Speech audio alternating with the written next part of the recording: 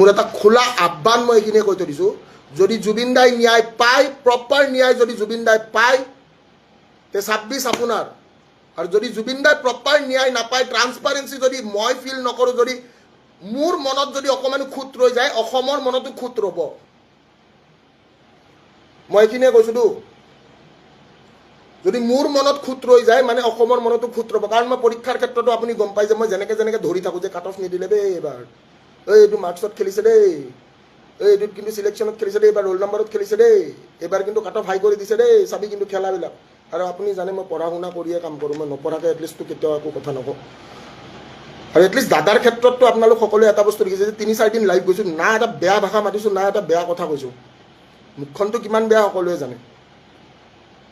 চ' আকৌ বিনম্ৰ অনুৰোধ সকলোকে এইটোৱে কৈছোঁ যে যদি দাদাই প্ৰপাৰ যদি ইনভেষ্টিগেশ্যন হয়, প্ৰপাৰ ট্ৰান্সপাৰেঞ্চি, মনত খুঁত ৰাখিব নোৱাৰোঁ আমি যে এইটো জেগাত কিন্তু লৈ গৈছে খুঁত, দেন 26 আপোনাৰ। আৰু যদি নহয় তেনেহ'লে অসম নেপাল হওঁতেও বেছি সময় নালাগে।